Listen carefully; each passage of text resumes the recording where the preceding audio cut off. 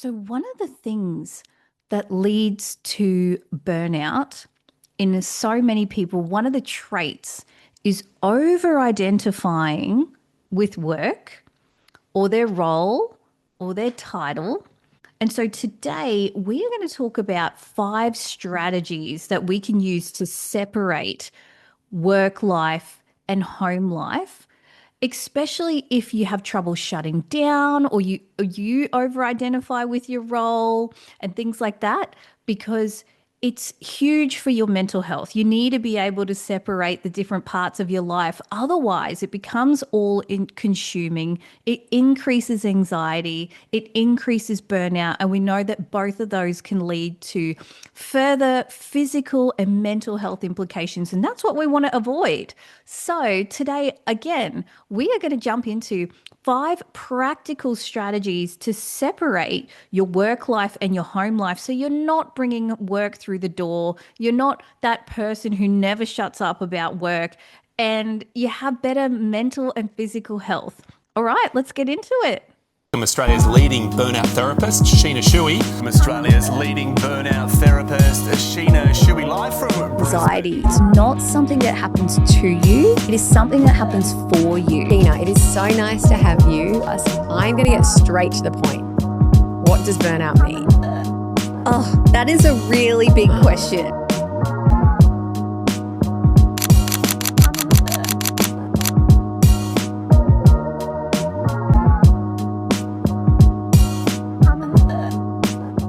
Okay, so today we are going to talk about 5 really practical strategies that you may or may not have used before. So, the first one that we're going to talk about separating your work life from your home life is using the part of the brain that is the fastest moving, that goes past your logical senses, and that is your olfactory nerve, which is smell. Smell is like a life hack when it comes to setting the tone of mood and life and separating the two, because you can actually have emotional memories through smell that bypass logic and move really fast. So, what do I mean by that? What the hell am I talking about? Have you ever walked past someone who's wearing the same perfume as, say, your nan or someone you love, and it instantly takes you back to that person? Or you smell a perfume or a smell that instantly takes you back to a place? Or you smell spaghetti and you instantly you're right back at a person's place when you had spaghetti, or a memory around that. That is because smell just bypasses so much of the processing in the brain and goes straight to memory and emotion. And so this is why we can use smell as a hack, right? I know the smell of Dettol takes me straight back to the sick bay at school, right? That real Dettol smell. I think we all have that, and it just takes me straight back. You cannot stop that memory from coming up with the smell of Dettol. You can use that smell hack in so many different ways, but in separating work and life, one of the things you can do is have certain smells that you only have when you're at home and you're calm and you're safe and you're joyful. So, what does that actually look like? That can look like a perfume that you purely only have when you're in a work setting. So, not your favorite one, but maybe the one that's easy or not too strong that you only use at work. And then when you're off duty, you take that smell off, or you take that away. Or you have a specific candle that you only have the scent of at home. So, and make it very unique, because if you just buy a vanilla candle, because I'm guilty of this, I love vanilla candles, but so many places have vanilla candles. I want you to find like a really unique flavor that you won't accidentally muddle up the two, that someone might bring something smelling like that to work. Have a really unique smell at home so that your brain automatically knows we are home. we are safe, and this is not work, and this is a separate place. And so you can do this with so many different things. You could have a unique cleaning product that you have, but something that differentiates smells between your work life and your home life so that your brain can separate the two. Or when you come home and you have that ritual of taking off your maybe your earrings or your watch or whatever that looks like and using smell at the same time. Maybe there's a specific spritz that you spray when you enter the home or in the morning so your brain knows that you are home and you are safe and this is your space. That can be a really great thing to do. So, using different smells is number one of how to separate work and home life. Number two, as another really practical strategy that you can use, is music transitions. Now, what do we mean by that? It's blasting the tunes on your way home from work or when you're switching off, or same thing on the way there. It's having a bit of a ritual that separates spaces rather than getting caught up in your head. So, for example, I know a lot of people who listen to a certain podcast on the way to work and then music on the way home, but they're not sitting in silence with their thoughts about work and space. Like get into it and be very mindful when listening. So when you're going to work, have a podcast that's lighthearted, that isn't just educational like this one or others, or have something inspirational. This could be this podcast. I would encourage it, but have something that you can fully kind of zone out to and listen to and think about in the morning, and then use that music transition in the evening too. So when you're finishing work or finishing the shift or whatever that looks like, have music where you can fully engage emotionally, or you can fully listen to every instrument. Really be present with the music. And the louder you make it, the more it's a sensory situation and the more it's actually going to stop you from overthinking after work and really get into that transition as you transition back into the home space. So you can imagine if we did the two of those together, you're blasting tunes on the way home, really trying to listen to the drums, the beat, the melody, the lyrics, really focusing to be present on the music and how it's making you feel and where you would like to play this song. Is it at a wedding? Is it at a party? What memories come up with this song? What emotions come up with this song? Then you come home and spritz your individual smell that you only have when you are home and you are safe and you are calm. Layering that can be a really helpful thing. So thinking about those sound transitions. We've already said smell. We've talked about sound transitions. So music, podcasts, things like that that evoke emotion and when you're transitioning between spaces. Okay, so we've spoken about number two. Number three practical strategy to separate your work life and your home life is limiting your work talk outside of work. This is a huge one, and it is such a habit that you have to break if you're used to that. Particularly when we socialize on the weekends and outside of work, a lot of our friends will go, and so how's work going? Or families will go, oh, how's work going? That's fairly normal. And so setting time caps on yourself about talking about work. We don't want to activate that stress pathway, that memory pathway, anything to do with work too much when you're trying to create boundaries around it.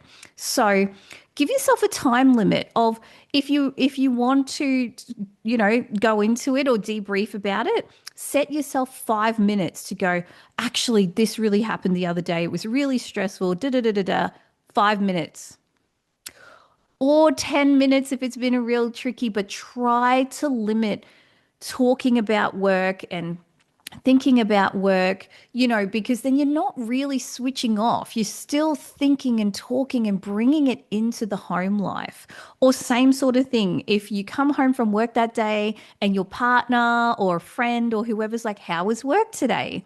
You can go, "Oh, look, it was a bit stressful. This happened." Have a quick debrief if you need to, and then limit it. Like, don't end up talking about work for half an hour, or try not to bring up work as a subject yourself when you're socializing. So make a point of having that identity outside of work so that you can go, "I can catch up with this friend and not talk about work." That is doable. So limit the work talk outside of work, how you do things at work, the gossip at work, the people at work, the drama at work. Limit how much you talk about it. Don't over think about it, talk about it outside of work. Try to set time limits around it.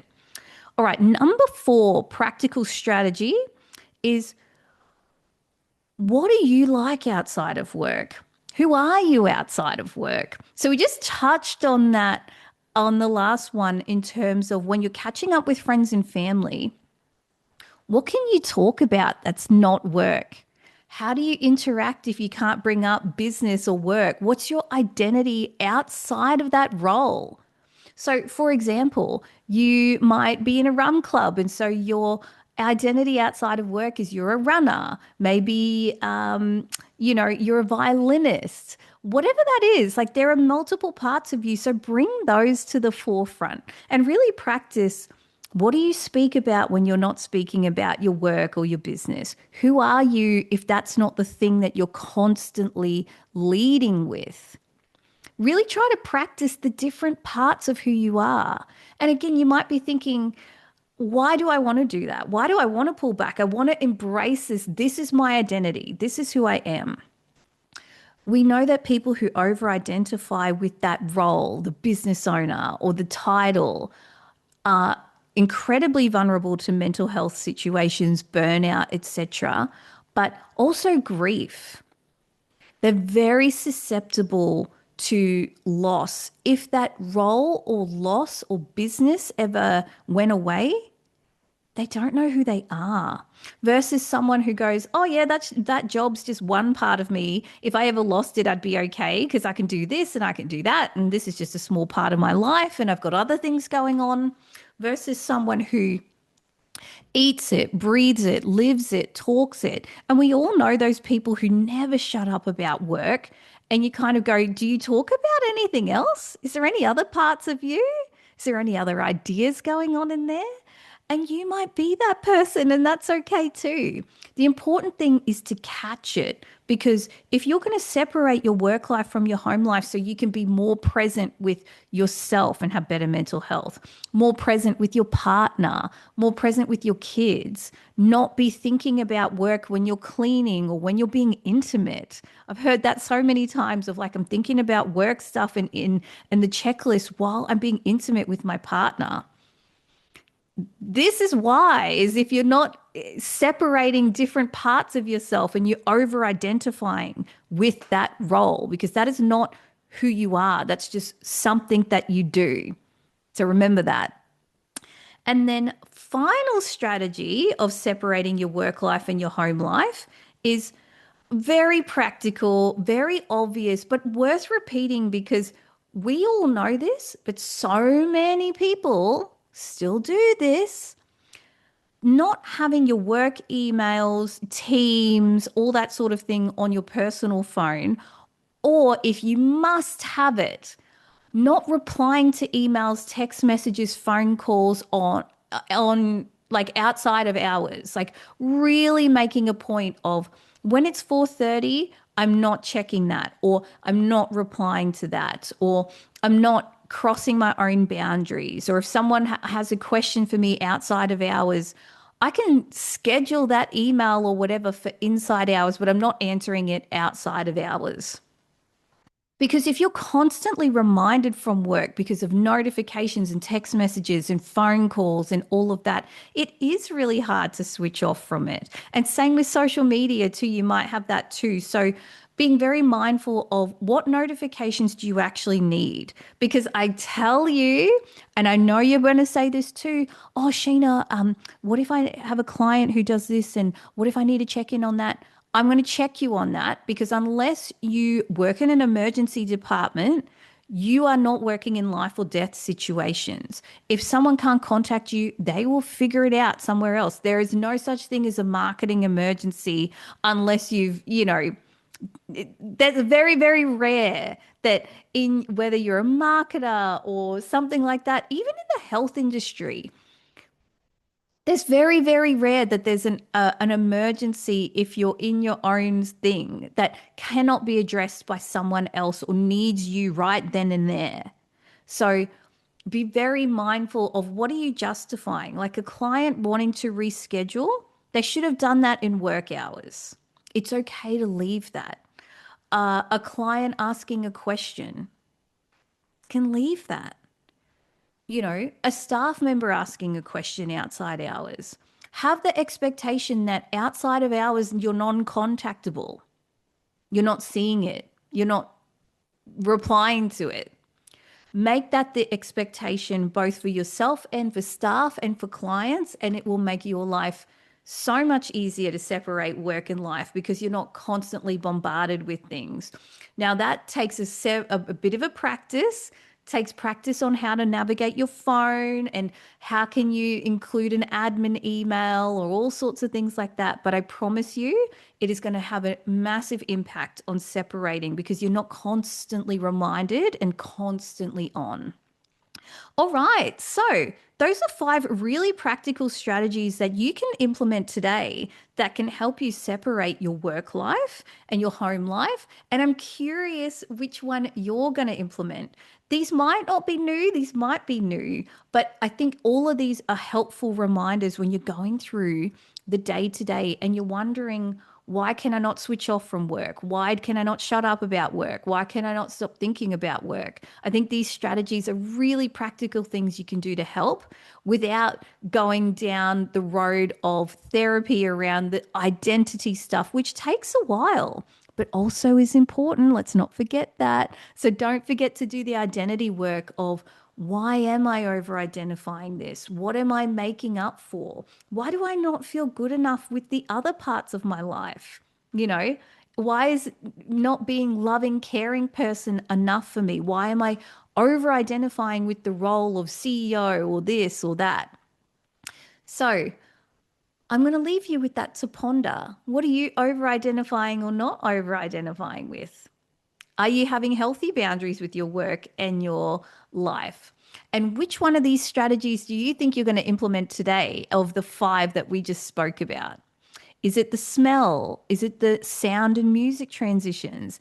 Is it the work talk and setting limits on how much you talk about it?